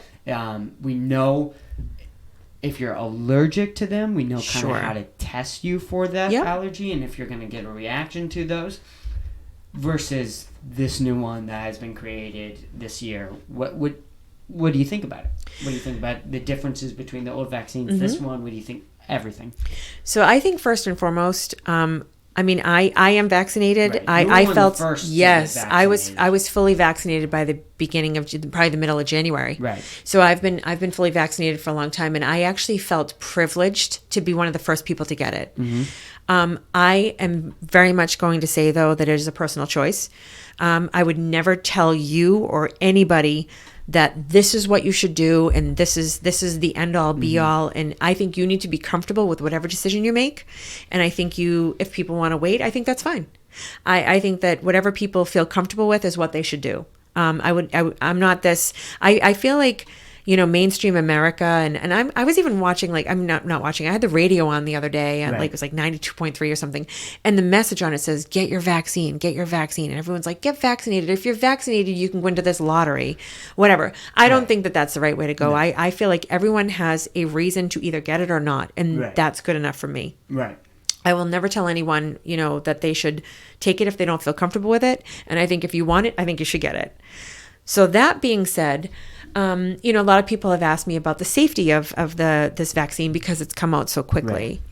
Right. And how I look at it is I feel like there was all this money being thrown at these drug companies, Pfizer and Moderna and Johnson & Johnson. Yeah. They had unlimited funds to test and to develop this vaccine. And again, everyone that gets it, nobody pays for it, right? Which I think is amazing. I think this country's so amazing to be able to offer this to people that really want it for free, right? And I know that Uber is giving rides to people so they can go get their vaccines. I think this is all amazing. But I feel like I didn't know Uber was doing that. Uber's offering rides to people. If you can't get to your vaccine appointment, call them and they will give you a ride for free. That's awesome. I think it's amazing. So I feel like they had all of these resources. I feel like I'm just going to throw Pfizer out there because I think that was one of the first ones. So Pfizer, is doing, say they're doing research on cancer and they're doing research on what, erectile dysfunction or whatever the hell their research is. Right. I feel like these drug companies stopped everything and said, okay, we have got to fix this. We are in a pandemic. This is a national, a worldwide emergency. Right. We have to come up with something. So all of their resources were put into every single lab technician, every single person, doctors, that were doing research. We're all doing research on this vaccine. Right. And I feel like there were many, many hours. I feel like there was enough research, and I feel like there was just all this money spent that they could develop this. Right. And they did test it. They tested it for 6 months before they put it out on people. So I feel like, again, I could be wrong. Again, 20 years from now, we may be seeing different things. I know that this has happened with other vaccines, but I feel like the people that are saying, like, you don't know if it's safe, I think that, they did do what they could do with what they had. And I think that they had money and they had time and they had the brain power. They had all these doctors and, and these lab techs and everybody that just spent all these hours and hours and hours and hours trying to come up with something. Right. And I think that's how the vaccine came up so quickly. Now, one of the biggest things for me with the vaccine is when people say it's unsafe. Big problem with that is you go to McDonald's and Yes. you can't go to McDonald's, eat whatever crap they're getting. No, you don't know what's in the burger. Right, absolutely. And then you go, and then you're like, no, I won't take the vaccine because that's unsafe. Right. That to me is like a little cray. It's hypocrite. You're being a hypocrite saying things like that. Yes, it's 100%. Now, if you're somebody who really does try and pay attention, and eat organic food and organic fruits and vegetables, right, fine, yeah, fine, be the healthiest person you can be. But for these people who are eating like crap, they don't care about their bodies. They don't, they're just not trying. And then all of a sudden they're going to turn and be like, well, you don't know if it's safe, man. Yeah. We don't know what's in it. Yeah, come right. on. You're crazy. Like, it's like, well, dude, come on. Yeah, you don't know what's in a, McDonald's chicken McNugget. Right. Who the hell knows what's in there? Yeah, exactly. Yeah. Exactly. And the thing was, though, that I do push against a little bit is that my mom did work in the vaccine for sure, selling vaccines for 10 years. Yes. And she did say that one of the most mind-boggling stories is that she told me this company was trying to combine two vaccines that are already existed. Yeah. So it wasn't, two separate vaccines that they were trying to come up with. Two already existing vaccines combined to one, so you'd only need one shot. She said that took 5 years. Sure. And she said that she does not understand how a vaccine, two already existing vaccines, it took 5 years to combine into one vaccine. And then there's a brand new virus, and you made a completely brand new vaccine in less than a year. Right. And sorry, go ahead. No, I was going to say, I think that this goes back to, I'm going to say there's 10,000 people working at Pfizer, okay? 2,000 people are working on that, combining that virus, which would probably like the Tdap or whatever, the tetanus, diphtheria. 2,000 people are working on that. 2,000 people are working on cancer research. 2,000 people are working on medications for hepatitis. 2,000 people are working on medications for HIV. I think all of that stopped. And now 10,000 people are working on a COVID vaccine. Right. Because HIV is no longer, it's prevalent, but it's not a pandemic. The flu is no longer a pandemic. Right. Cancer is not considered a pandemic. Right. So all of that is on hold. I don't think that there's any new cancer drugs coming out, which is unfortunate, but I feel like everything just stopped, and now there's 10,000 people working on a vaccine for COVID. There was a lot of stuff that you heard of before the pandemic where you would just sort of random. So they had this new drug and they just put it in me and it worked great. And you'd be like, what? What do you mean? You just worked? Like it was gone? Like it was like something that killed, there was 0% chance of living, and then they gave me this new drug and it worked great and I was fine. You heard less of that now. You're hearing a lot less of that now with new drug research, new stuff like that, where it's now just a vaccine. The one thing where I do put my tinfoil hat on is that I only heard the vaccine. I did not hear of any sort of medication to take after it. of any sort of like already not already existing, but any new drugs that were just, help fight it off, not necessarily prevent you from getting it, but just help you fight it off, which is something you sort of hear about a lot of other diseases with chemo and all this other stuff, where you would take something and it would help you fight off. And not to say that the vaccine isn't important, but they said that I listened to Brett Weinstein on the Joe Rogan podcast. Maybe you don't know about this. Brett Weinstein's a animal biologist, and then he brought on a doctor who is a very prevalent doctor who said ivermectin is sort of this magic cure, not cure, but that can really help mitigate the virus and can help fight it off. And it's an anti-parasite, so it fights off parasites. Yes. I think it is antibacterial, but the biggest one is that it's also anti-inflammation. Okay. Which apparently I think COVID does cause a lot of inflammation. It does actually, yeah. It causes this. It's called SIRS, a systemic inflammatory response syndrome, which so it does cause that. And the reason why which wreaks havoc. Right, and what you said, and thank you for bringing that up, is the reason why they did look at ivermectin is because that's how they fought off SARS, and that's how they fought off the other past two coronaviruses that were pandemics. Okay. And the reason why, remember how India was going through like a crazy shit show for a little bit? They were running out of oxygen crazy. Apparently how they fixed that was ivermectin. Okay. So apparently they just juiced everybody up on ivermectin, and it essentially went away. Same thing with Mexico. I heard that they were doing that. And the tinfoil hat theory is the reason why they didn't mass produce ivermectin, why they didn't give it to a lot of people, is because the vaccine's more expensive. And they wanted the pharmaceutical companies to have to pay for the vaccines. And I don't know, like, to me, it just doesn't sound unbelievable. No, it doesn't. It doesn't sound like crazy to me, the idea that these shitty pharmaceutical companies knew that there was a mass-produced cure that you as a nurse don't even know about because God, how would you know? Right. Describing what you just described, that there was, you felt like you were in a war zone. Yes. Going into COVID. Yes. How the fuck would you pay attention to ivermectin or what's going on with the vaccine? No, we would just hear things, and again, we went through what happened in New York. Right, and then the thing is that you heard this thing that Trump was talking about, our president. I'm still trying to remember the name of it. It's some anti-malarial drug. Yeah, and then you try to put it in you, and then they're like, it doesn't work.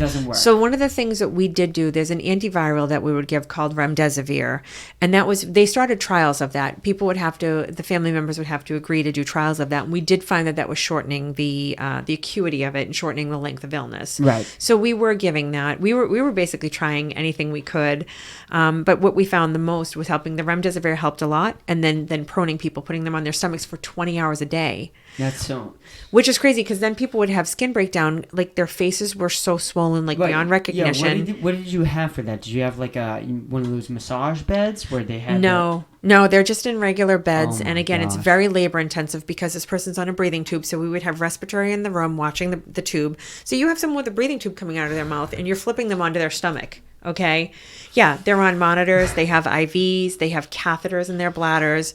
And it's 5 people. So we had 7 nurses and 5 of them are in one room. And it's a COVID unit. Oh. So we had helpers. We had, the operating rooms were shut down. Right. So the operating room nurses would be helpers. We had helpers from other units, but it was just never enough. We never had enough staff no matter what. Because we were the ones in the rooms. The operating rooms nurses were not in the rooms, and again, this was a time we actually had Ebola training too. So it was the same thing. Right. We had these special gowns and special like ways of putting PPE or personal protective equipment, gowns, gloves, masks, putting them on and taking them off. And in the beginning, it was so scary because I was afraid of bringing this home. We didn't know. I didn't know if I could, bring this home and make my whole family sick. Right. Now we know that it's, not as I don't know. It doesn't live on surfaces like we thought it did. What Brett Weinstein was saying on the Joe Rogan podcast is it was the way we think about the virus working is very different from what it actually is. The way it works is that he actually broke the lab theory, is that it came from a lab, which I don't know if you heard of anything about the lab theory? No. Okay. So there's a Wuhan lab, level 4 research. I did hear about this. Yes. In Wuhan, China, where apparently it got released. And then everyone was kind of speculating, but now it's on the forefront because Dr. Fauci's emails were released, and Dr. Fauci's emails released that there were 4 patients from the coronavirus lab that went home in early 2019 with coronavirus-like symptoms, and those are now thought to be the 4 first people with the coronavirus. What, patient 0, whatever they call it? Yeah. Yeah. And so he's kind of he was about this because he's an animal biologist. Okay. And he studies animals and how viruses transmit. Sure. And he was saying, this doesn't make any sense. Right. This doesn't make any sense. Like, nothing makes sense here with this. Sure. Where's the bat? Where is this bat that apparently came from? Yeah. Where is it? So they said that he jumped on the lab theory quick. He got banned from a bunch of social media. Now it's found out that it probably is true. Right. And so he's saying that the way the virus works is it almost just sort of builds up in a room, and if you open up the window, just literally opening up the window, that time period slows down. So if somebody's in a room with COVID, that doesn't necessarily mean everyone's going to get it if they're socially distanced, if they're wearing masks. That doesn't necessarily fully work. What happens is there's almost a clock that's set once they enter in a room. Yes. And we don't know what that clock is because we just started to think about the coronavirus like this, where if somebody walks in a room, after a certain amount of time, no matter what, they're getting that virus. No matter what. And, there's definitely some liability because there's vitamin D and all that other deficiencies where it will depend on if you are or aren't getting it and how bad you're getting it.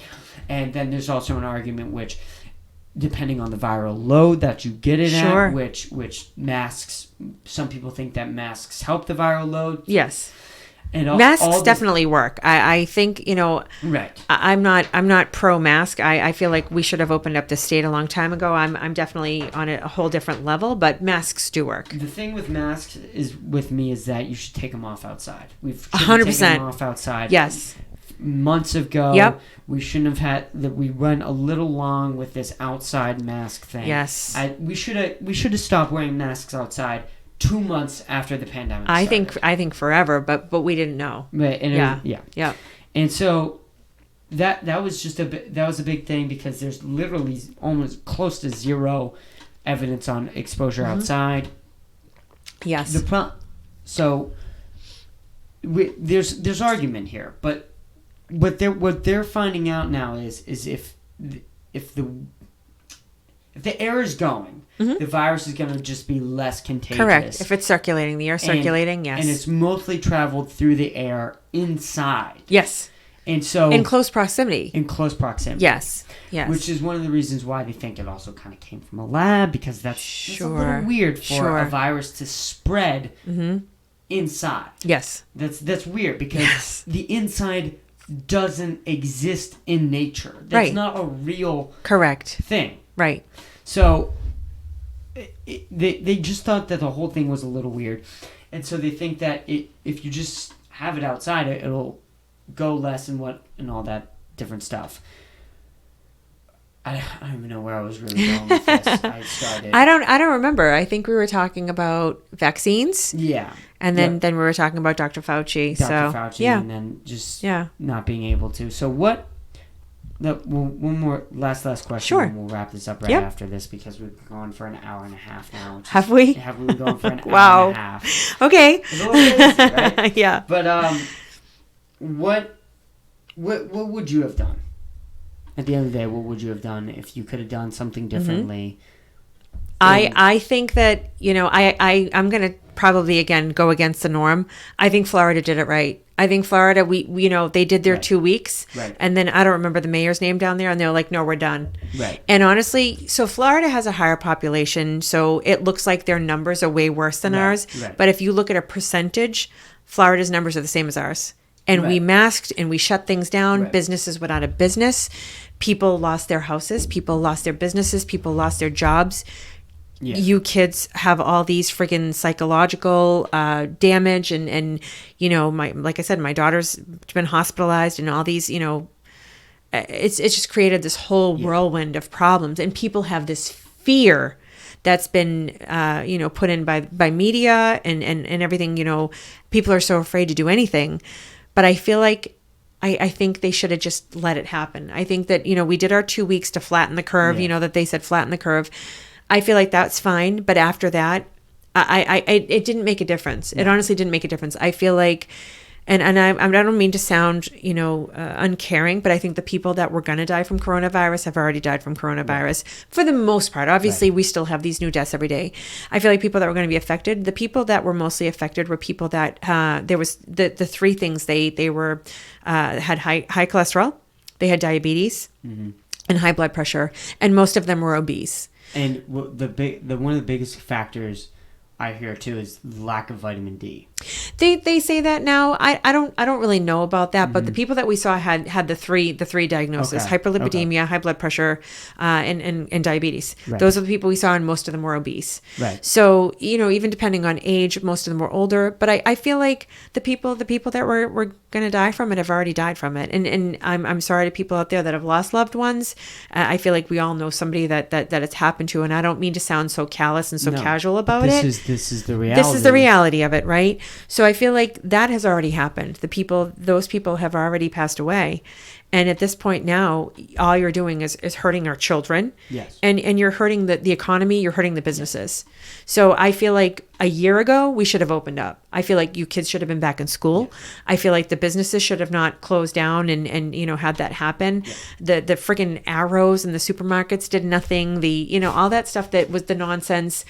It's just nonsense, and it made people, oh, you're not following the arrows down the right, just made people crazy. It didn't do anything. That none of that did anything. It makes people crazy on both sides. Yes, the people who are then rule followers. The rule followers are now going insane. Yes, because you're not following the rules. I'm not following the rules. I'm going the wrong way down the supermarket because I know that that's not how COVID is passed. It's not how COVID is. Like, it doesn't work like that. It doesn't work like that. And there's no sign. There's one of the reasons that was so frustrating with people is that they would just make up new rules. Yes. The biggest thing that literally I'm leaving the state because of this rule. The fact that this rule was ever in place in Massachusetts, I'm never coming back to this state. I won't. I don't know if I'll live here again. I'm not staying here. Anyway, I'm heading to Florida in my retirement age. I'm done. I'm done with this state. I don't know if I'll come back here. Nope. I want to start a business. I don't know if it's smart to relocate in Massachusetts. Sorry. It's okay. The 9:30 lockdown. Oh, yes. That to me was absolutely like almost Nazi shit. Yeah. What the fuck are we doing? A lot of this was Nazi shit. Like, you have to wear a mask even though you're like, until recently when the mask mandate was lifted, you're vaccinated and you have to wear a mask and you have to do this. And I flew and you have to be tested before. Like, I feel like a lot of this was definitely like propaganda almost. But it felt like a communist state. Like, you have to wear a mask. If you're not vaccinated, this can't happen. Right. If you don't do this, then you can be thrown off a plane if you don't wear a mask. Like, this is communism. Right. Which is like, it's just some of the stuff was just so insane. Like, it just shouldn't. Yes. And it doesn't make sense. There is no absolute. It was absolute for everything, especially with the virus. Or not virus, vaccine. Especially with the vaccine. Everybody taking the vaccine.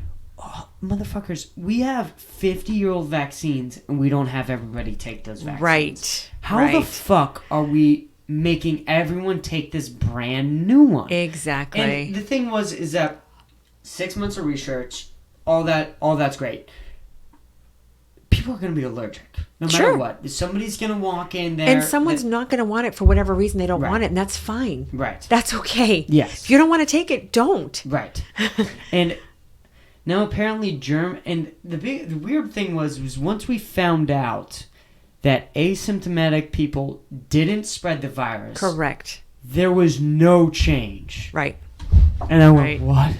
What is going... This was quick, because that was the whole thing. Right. With everything, was that we would stop this because of the fact that asymptomatic people who didn't know that they had the virus would spread it. Right. Then after that changed, and after that was proven to not be true. Correct. There was no change, of course. Right. And to the point where we had a 9:30 lockdown. Right. My parents were telling me you need to be home by 9:30, but I would still be scheduled to work till 10. Correct. So, and then I would be like, so why am I being scheduled to work to 10 if I'm legally supposed to be inside at 9:30? Yep. Well, it's different for the supermarket. Yes. What? Yeah. What does that? And you guys are making minimum wage, and you're exposed. Minimum right? wage exposed. Yes. At 9:30, the state has said shut down. The state has literally said COVID spreads so much after 9:30 to the point where you need to lock down, stay inside your fucking house. Yeah. And yet they're still scheduling us till 10 fucking o'clock. Yeah. 100%.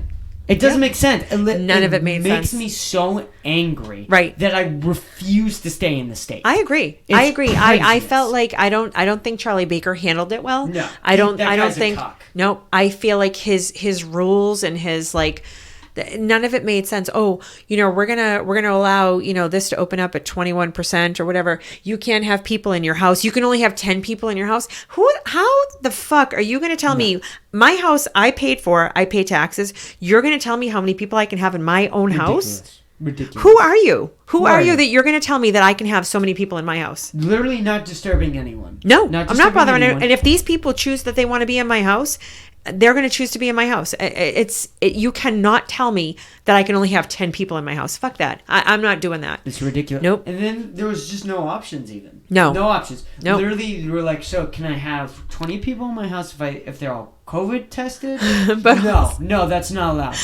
If you prove that everyone there doesn't have COVID, fuck you, you still can't have people in that exactly. And not only that, is you have, I don't know, a 3,000 square foot house. My brother has a 900 square foot apartment. So he can have 10 people in his house and you can have 10 people in your house. How does that make sense? It doesn't make sense. None of it. And you cannot tell me what to do inside my own house. It's my house. I've paid for that house. I pay taxes. That is my house. You can't tell me what I can do in that and what I can't.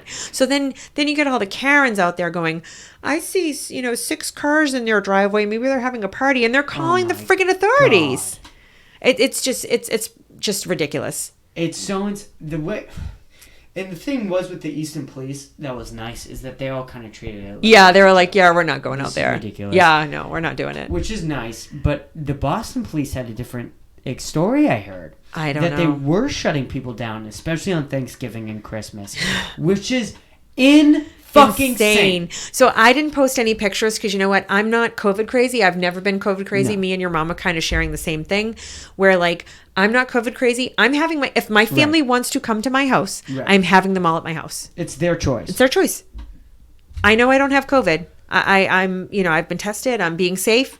So if you want to come. If you don't, stay home. I don't care. Right. And it's just... Yeah, it was not handled well. But no. I think we're actually on the downward trend. I feel like our numbers are great.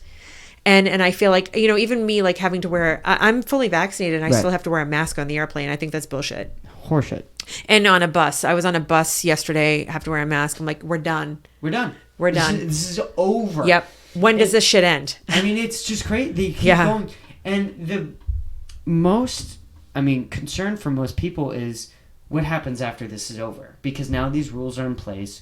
People are used to it. Yep. And I'm getting the fuck out of Massachusetts. Yeah, I am too. They got way too used to this. Yes. People are crazy. But you know what, Christopher? I say, those people, if you want to wear a mask and you're more comfortable wearing a mask, do it. But don't make me wear one. Don't make me do it. I don't want to. No. My daughter doesn't want to. She's fully vaccinated.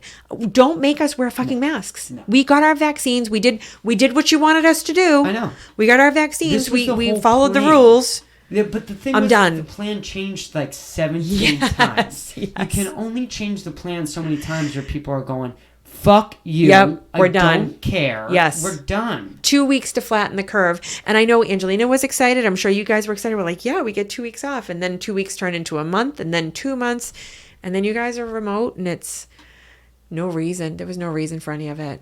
It was so crazy. Yeah. I mean, it really was. And the school, I don't know how Angelina handled the school, but I mean, it was just... It was bad. She didn't handle it. I mean, she's a good student and she likes school, and she got to the point where she's just like, I don't even care. I'm handing these answers. They might be right. They might be wrong. I don't care anymore. And then the thing is that the change in routine was not... I mean, I wanted to punch these teachers in the face. Yeah. I really did. I wanted to grab their face and smack them against the wall. I couldn't. Sitting there in class, listening to their horseshit. Yep. Which, I don't know if Angelina told you, the teachers were asking us if we got vaccines. They did? Yes. I did not know that. Yes. I don't think that's not appropriate. No. Because that's personal health. That's personal health information. When you walk into a classroom, so who's on antidepressants? Yeah, right. Who's on antidepressants? Wait. Who's on Adderall? Who's on birth control? Would you ask that? Come on. Yeah. Tell the whole fucking class right here in front of everybody. I want to know. No, not okay. Get away. No. Get away. Nope, not appropriate. I had 2 teachers ask. I had 2. Nope. Get away. Not appropriate. I mean, it was absolutely crazy. These teachers should have some consequences. School doesn't give a fuck. They're not going to do anything. No. And plus, they're so liberal that they're just craziness. Right.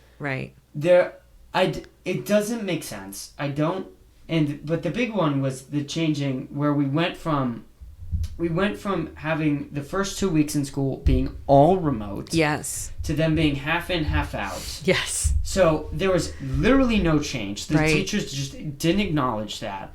And then I was like, okay, but it's going to be different once we go back fully 5 days a week instead of going 2. There was none. They treated it like it was another day in the park. They gave us more work. They didn't lower down on the work. No. They didn't seem to care at all. There was no mask break during the day. There's right. nothing. That's what Angelina said. And she said you would get an assignment at 2:00 in the afternoon that would be due at 4:00. Yeah. Like she said, they wouldn't post the assignments like until later on in the day, and then it's due by a few hours later. Right. So you had to continuously check your emails to see if you had ridiculous. more assignments. And it's not like, your history teacher would say your assignment will be posted by 10 a.m. You didn't know. Yeah. It just came in when it came in, and you were expected to do it by the end of that school day. Which was ridiculous. I try to tell parents this as much as I can. This was the atmosphere before school started. This is how it was. They abused the kids. They didn't give a fuck. They don't care. Right. And then it continued through COVID. You expected something different with the same system. Right. It doesn't fucking work like that. Right. This was a shitty system before. We had kids bringing in guns, loading bullets onto other students because they're so pent up. And fuck those kids who shoot their kids. But... I mean, all the sympathy to all the other kids who blew their own brains out. The suicide rate has been going 100%. drastically up. The overdose rate is fucking crazy. It's so insane. There's no pediatric beds right now, pediatric psych beds. No. Like, there are kids waiting in the hospital. Angelina was lucky. She got a bed pretty quickly, but there's kids waiting in the hospital for days. And then they're not even going near them. They can go out of state. You go where there's a bed. If there's a bed in New Hampshire, there's a bed in New Hampshire. I couldn't even see my daughter. When she was in the hospital, she was in the hospital for 5 days. I could not go visit my minor child in the hospital. I could not visit her. Absolutely insane. And I don't know how well you get into this stuff, but even before the pandemic, it was horrible. Yeah. Even before the pandemic, and most people don't know this. I've talked about this on the podcast before. Is that I called the National Suicide Hotline before. Angelina has too. At 2:00 in the morning at Thursday night. There was 2 options. You could text the person or you could call them. So you could have somebody just like text you on the website, or you could call in. There was 13 people in front of me for the text. Oh my God. 13. Like, it was like a fucking amusement park ride. Like, it was a ride to Disney, but really, in reality, you're getting help from a therapist to not shoot your brains out. Right. And then, even with Then I was like, fuck that, I'll call in. I called in, I had to wait 2 minutes. Yeah. Like, do you not understand what 2 minutes is to somebody who's on the edge, literally on the edge? That is insane. That's an insane amount of time. I just don't get. And then the whole mental health system needs a rehaul, and I don't know what the answer is. Honestly, I don't know. I really don't. I mean, there seems to be no answer in sight. There's really the only, and this sounds crazy. The real only look I'm looking for is mushrooms, ecstasy, and all these other drugs that have been proven to be useful in therapy. That especially people with PTSD. Yep. People with soldiers from PTSD. There's now a bunch of studies coming out from Harvard and Yale where these people trip balls with therapists. Sure. And they're completely different afterwards. You know who you should talk to is, honestly, you should try to get my brother on here. My brother is very, very well versed in mushrooms and really? in other I know marijuana and things like that for medicinal use. Oh, really? He's very well versed on it. You should probably talk to him and maybe have him in here for another session, because I think it would be helpful. I think he has a lot of information. Right. I don't know a lot about it, but he would very much be able to speak with you about it. Is he working in any sort of way? Is that his job, or is he just No, he opened your mom's pool. He works for the pool company, but he's very much into recreational mushrooms and marijuana. I don't know so much about ecstasy. I know people have issues with ecstasy, but my brother's very well versed on these mushrooms and marijuana for medicinal use. Ecstasy is completely different from correct. Ecstasy from an IV drip, like you were saying, like with a morphine or something like that, where you go into therapy and you literally it's different. Sure. But, yeah, I would love to have him on. Yeah, I'll let him know. Okay, I'll let him know. We should wrap this up. Yes. We've been talking for an hour and 45 minutes now. It's so cool. So crazy. Yes. It's so crazy how I'll come on again when you want to talk to me about anything. I would love to have you on again. I'll be back. Yeah, for sure. For sure again. This has been a lot of fun. It has been. A shit ton of fun in here. I did too. I'm sorry I'm all over the place. I don't think I have ADD, but my brain works that way a little bit. That's how I work too. Okay, I'm all over the place as well. So there's so much to talk about. Like, I feel like we've been talking for 2 hours, but it feels like we've been talking for 5 minutes. Yeah, so. I know. It's crazy. It's insane. So, blast having you on. Really good episode, I could tell. This was awesome. I had a shit ton of fun on here. Me too. We'll get on again. Absolutely. And thank you, everyone, for listening. Thank you. It's nice talking to you. I'll see you guys later. Yep. Peace out.